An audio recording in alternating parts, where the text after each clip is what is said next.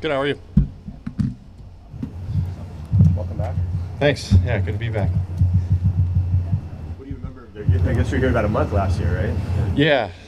Yeah, last year, I guess it was probably about a month, training camp, the preseason, so, it's been a whirlwind, but, did the medical stuff this morning, get out just in time for walkthrough, so things move fast. It sounded like you had a chance to stay in Minnesota, or? Yeah, there was a couple of different options. That was potentially one of them. But I had such a positive experience here, obviously last year, and the opportunity presented itself. It was a unique opportunity, to come back to a system that I'm very familiar with, and coaches that I feel like I worked really well with. Get to work with Geno and Drew, and be close to home, be close to family and stuff like that.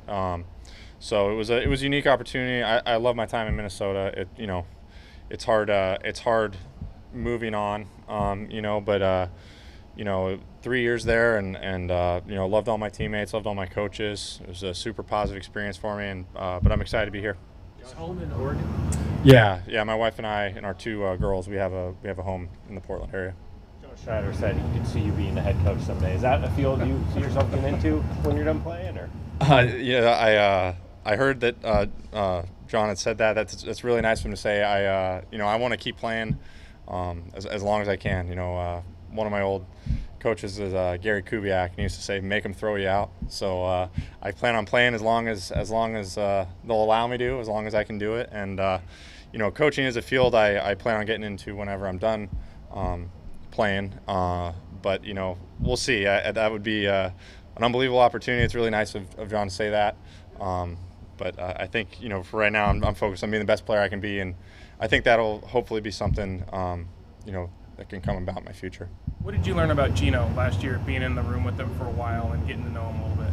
Well, just a great guy. Real even keel. He's never too high, never too low.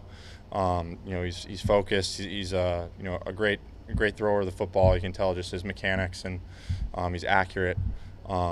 So it was great to work with him, and I'm excited to be out there with him again.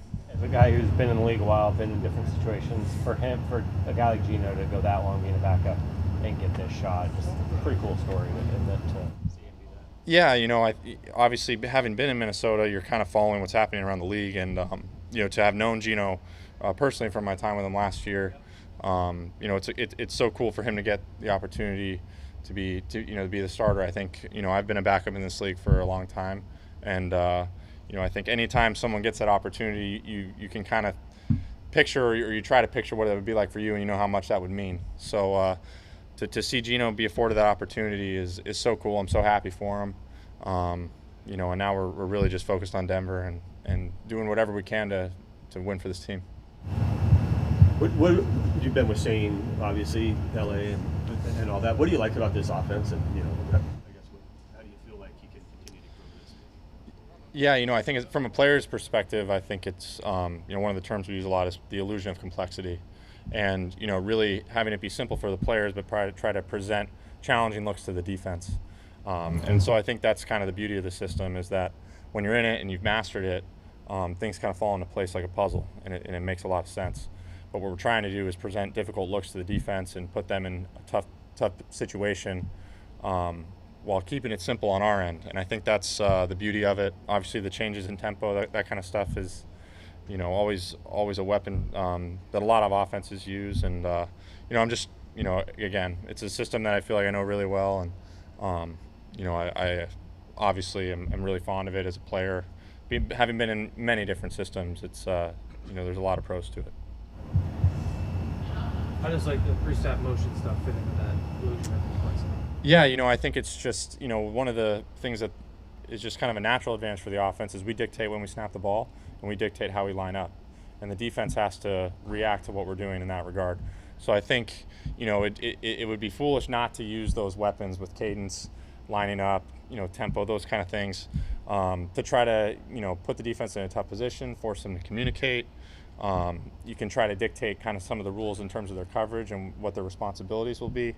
But I think that, pre-snap motion is something that there are a lot of different uses for it. But it's kind of a natural advantage in football that we're able to dictate when we snap the ball and where we're positioned on the field.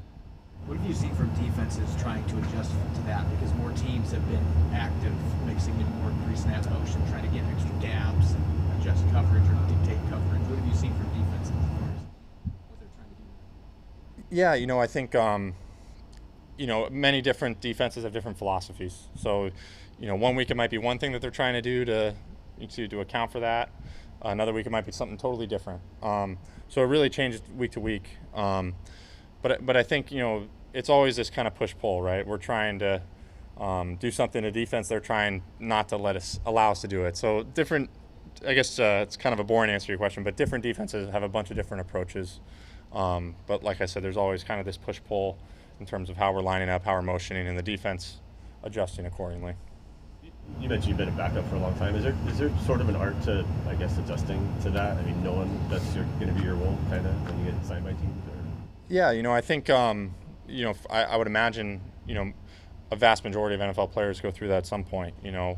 If you're in this league, it's because, you're a very good player. You've probably had a very, very good college career where you were the starter, you were the center of attention for your offense or your defense or your special teams unit. And, oftentimes, unless you're a really high pick or really show a ton as a rookie, you're usually coming in and having to work your way up.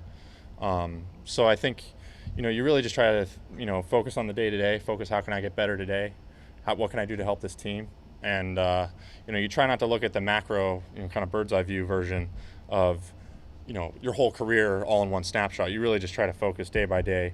What can I do today to improve individually? What can I do today to help this team? And I found that focus will really, the football part of it will take care of itself if you're just working on self-improvement and being a good teammate, helping your team. Anything else, guys? Great. See you guys.